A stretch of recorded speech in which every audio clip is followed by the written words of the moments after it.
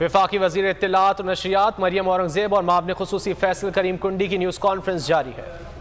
4 سال میں اس کو 45,000 ارب کے اوپر لے کر گیا۔ یہ وہی شخص ہے جو آج جیل بھرو تحریک کا نعرہ لگا رہا ہے، جس نے ساری اپوزیشن کو اور میڈیا کو نہ صرف جیلوں میں ڈالا بلکہ ہراسمنٹ کی، اور جو جیلوں کے اندر سزائے موت کی چکیوں میں ڈالا، اور ایک دفتر بنایا پرائم منسٹر ہاؤس میں جو ہر روز یہ اپڈیٹ دیتا تھا کہ آج کس نے کیا کھایا ہے، سردی میں کس کو کمبل دیا ہے، نماز کے لیے کس کو کرسی دی ہے کہ نہیں دی ہے، صرف اپڈیٹ۔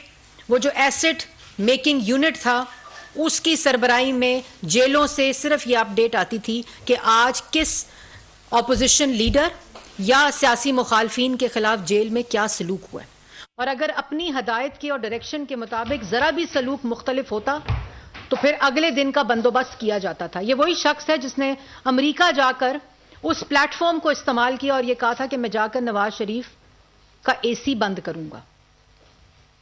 وہ شخص ہے جس نے شہباز شریف نے یہ درخواست دی کہ میری کمر میں درد ہے تو مجھے نماز پڑھنے کے لیے کرسی دی جائے، تو اس دن جو کرسی موجود بھی تھی وہ بھی چھین لی۔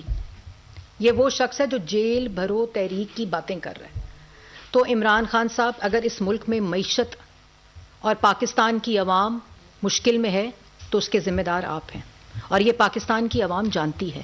2016 میں IMF کو خدا حافظ کہہ دیا گیا تھا۔ پاکستان کا پہلا تاریخی پروگرام تھا جس کو وائنڈ اپ کر کے اس کو بائی بائی کر دیا تھا اور ملک کی معیشت کو استحکام دیا تھا۔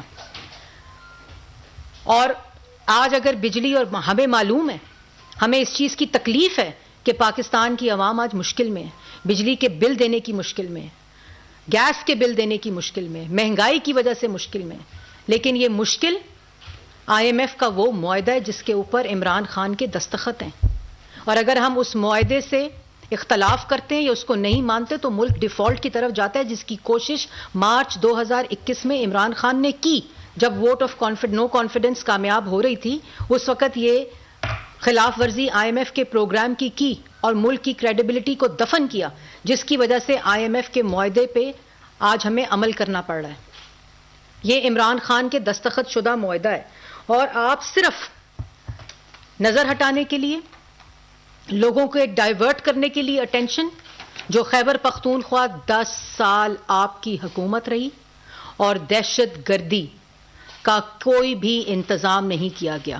خیبر پختونخوا کی پولیس کو، خیبر پختونخوا میں رینجرز کو، خیبر پختونخوا کی عوام کو، اور خیبر پختونخوا میں افواج پاکستان کے ان سپاہیوں کو آپ کی نالائکی، آپ کی نااہلی اور آپ کی دہشت گردی کو فروغ دینے کی سوچ نے آج اس نہج پر کھڑے کر دیا ہے کہ آپ کیسے آتے ایپیکس کمیٹی میں؟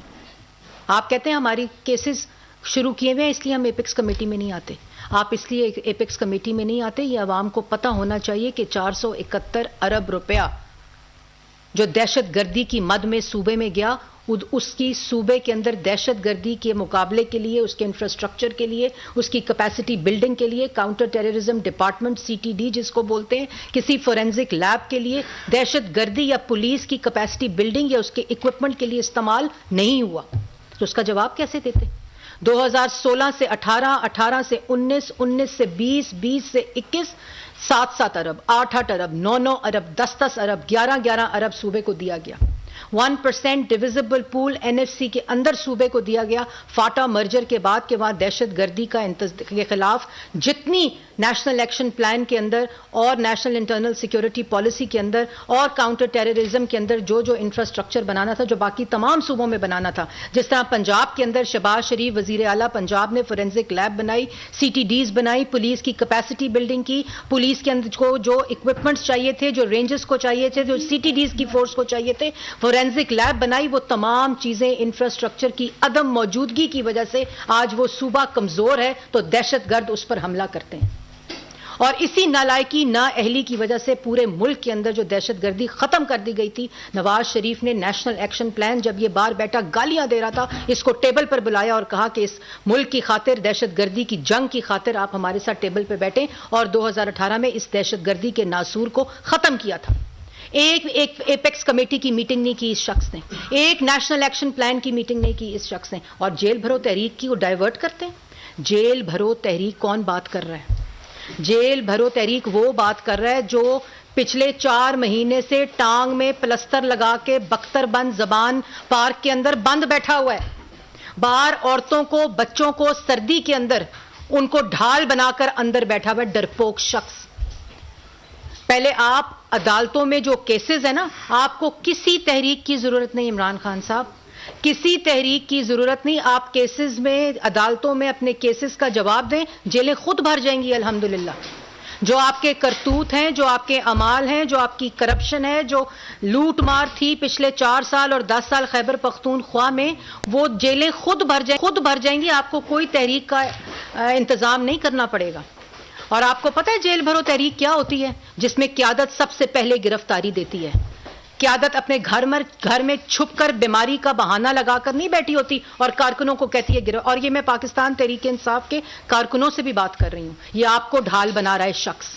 ये अपनी गंदी सियासत, बदबूदार सियासत और 4 साल जो लूट मार की है, उसको बचाने के लिए, उसको छुपाने के लिए ना अदालतों में पेश होता है और ना अपने जवाबात देता है और आपको कहता है जेलों में जाओ. और वो लोग जो 2 दिन जेल में रहकर जिनकी आंखें भर आती हैं, वो जेल भरेंगे? मैं आपको बताती हूं कि जेल भरे तहरीक किसकी कैपेसिटी होती है. वो लोग जो इसकी सियासी इंतकाम का निशाना बने, जो अल्हम्दुलिल्लाह अदालतों में जवाब दिए, सबूत दिए, अपनी बेगुनाहियां साबित की. 40 साल का जवाब दिया, और उसमें चाहे मुस्लिम लीग नून की क़यादत हो, वो कैपेसिटी रखते हैं जेल भरो तहरीक की. तुम जेल भरो तहरीक, और सिर्फ कुछ नाम आपके सामने. आसिफ अली जरदारी साहब 248 दिन जेल में रहे. फरियाल साहिबा ईद वाले दिन अस्पताल से घसीटते हुए लेकर गए और जानबूझकर टीवी चैनल्स को कहा कि ये फुटेज दिखाओ. किसी की बहन थी ना, 210 दिन जेल के अंदर रही. नवाज शरीफ साहब 374 दिन जेल के अंदर रहे. मरियम नवाज शरीफ साहिबा 158 दिन जेल के अंदर रही. राना सनाउल्लाह साहब 174 दिन उस जेल और उस सजाए मौत की चक्की में रहे जिसके अंदर कीड़ियां छोड़ी तुमने. उनको शुगर की दवाई नहीं देते थे.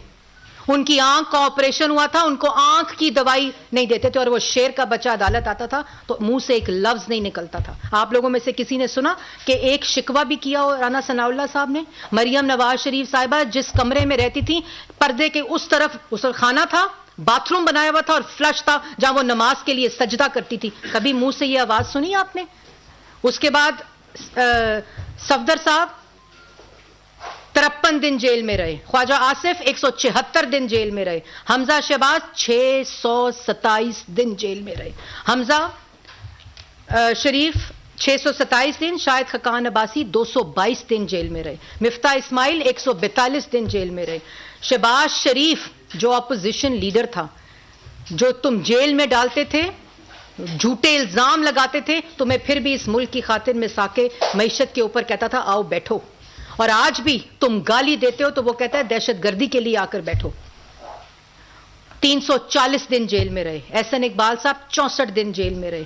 तो इसलिए तुम्हें जेल भरने की तहरीक का ऐलान नहीं, तुम्हें डूब मरने की तहरीक का ऐलान करना चाहिए इमरान खान साहब. तुम किसको बेवकूफ समझते हो?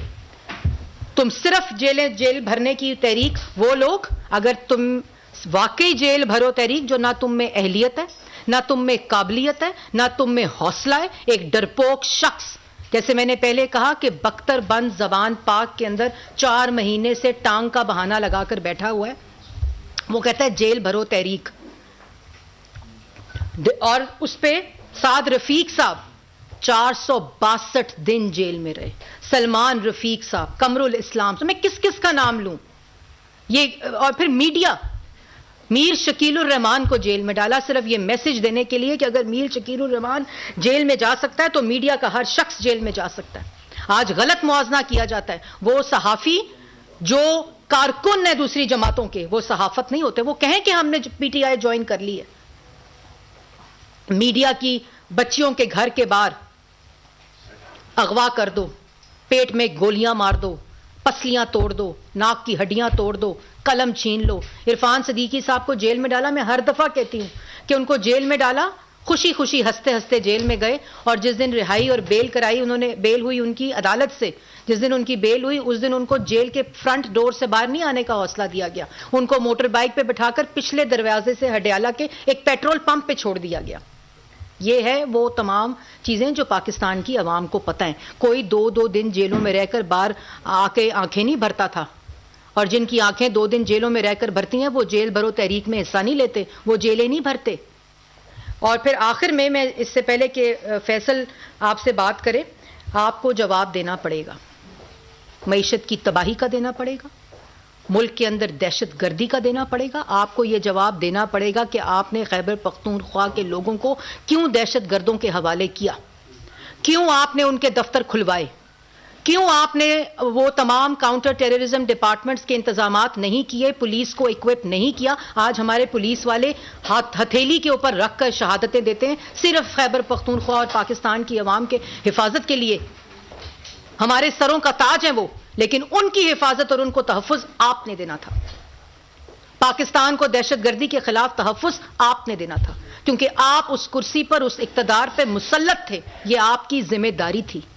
आज हफ्ता पहले आपकी हुकूमत खत्म हुई है खैबर पख्तूनख्वा में, और सवाल का जवाब पूछते हो बेशरम आदमी दूसरों से कि दहशतगर्दी बढ़ रही है। रजीम चेंज की बात करते हो कि हमें इसलिए धमकाया जा रहा है, हमें इसलिए डराया जा रहा है, हमें इसलिए खौफ में मुब्तला किया जा रहा है कि हम रजीम चेंज की बात करते हैं। वो रजीम चेंज जो मोहसिन नकवी ने की थी आपके मुताबिक, आपने कहा कि मोहसिन नकवी ने मेरी गवर्नमेंट बदली थी, जो अमेरिका से शुरू हुई, साइफर से शुरू हुई, जिसके खिलाफ खेलना था, उसके बाद वो पहुंची शहबाज शरीफ पे, उसके बाद वो पहुंची आर्मी चीफ बाजवा साहब पे, जिनको आपने बंद कमरे में एक्सटेंशंस दी, और आपने कहा ये कहते थे एनआरओ दे दो, तो उसको एनआरओ दे, जो कहता था एनआरओ दो, उसको एक्सटेंशन दे रहे थे। इसलिए 2 बातें, मईशत का जवाब भी देना पड़ेगा, इस महंगाई का जवाब भी देना पड़ेगा, मुल्क के अंदर जो बढ़ती हुई दहशत गर्दी है उसका जवाब भी देना पड़ेगा, मुल्क को IMF के हवाले करने का जवाब भी देना पड़ेगा। बाकी मैं एक बात, आप कहते हैं ना अदालत देख रही है, अदालतों की तरफ अवाम देख रही है, ये बात अभी इमरान खान साहब ने अपनी उसी तकरीर में कही, तो बिल्कुल अवाम अदालतों की तरफ ही देख रही है जहां आपको ऐसे रिलीफ मिल रहा है, द फास्टेस्ट रिलीफ। और अगर मैंने उस दिन भी कहा था, अगर इलेक्शन कमीशन को गाली दी जाएगी तो ये कहीं रुकेगा नहीं मामला। तो अदालतों की तरफ अवाम देख रही है, और अदालतों को चाहिए कि सब बातें छोड़ के सिर्फ 63(1) आर्टिकल ऑफ द कॉन्स्टिट्यूशन जो क्या कहता है, जो कहता है a person shall be disqualified from being elected or chosen as and from being a member of Majlis-e-Shura Parliament if he is of unsound mind and has been so declared by a competent court. तो ये जो बातें ना आजकल कर रहे हैं इमरान खान, ये कोई ज़हनी बाशऊर शख्स नहीं कर सकता। जिसकी ज़हनी हालत ठीक हो वो ऐसी बातें नहीं करता जो ये टीवी पर बैठ के करते हैं। तो अदालतों की तरफ देख रही है अवाम के 63(1) of the article of the constitution जो आपके सामने मैंने अभी पढ़ा है, इसके मुताबिक इमरान खान साहब fit for the being a member of the Majlis Shura parliament नहीं है। इसलिए ये बड़के मारने से बेहतर है ये बातें करने से जेल भरो तरीके। अगर जेल भरो तरीक पे आप सीरियस हैं तो पहले उन बच्चों को, औरतों को जमान पार्क से हटाएं, वो रास्ते बंद करें जो आपने बंद किए हैं ताकि कोई जमान पार्क ना आ सके। अदालतों में जाके अपने केसेस का जवाब दें, जेलें खुद भर जाएंगी। और सबसे इंपॉर्टेंट बात, जितनी बेल्स और बिफोर अरेस्ट बेल्स के लिए आपने और आपके लोगों ने अप्लाई किया हुआ है वो सब सरेंडर कर दें। आप कहें कल सुबह कोर्ट्स में जाकर कि हम कोई बेल नहीं कराएंगे, हम किसी किस्म की बेल बिफोर अरेस्ट भी नहीं कराएंगे, और जितनी बेलें इस वक्त कोर्ट्स में हम वापस लेते हैं, तो फिर पाकिस्तान की आवाम आप पे यकीन करेगी। लेकिन पाकिस्तान की आवाम आप पे यकीन इसलिए नहीं कर सकती क्योंकि वो आज तक 90 दिन में करप्शन खत्म करने का, 1 करोड़ नौकरी, 50 लाख घर और मुल्क के अंदर से जो महंगाई है उसको कम करने का इंतजार कर रहे हैं। आपका बहुत शुक्रिया। वफाकी वज़ीर इत्तलात और नशियात मरियम औरंगज़ेब न्यूज़ कॉन्फ्रेंस कर रही थी। उन्होंने कहा कि पाकिस्तान के अवाम को अब गुमराह करना आसान नहीं है।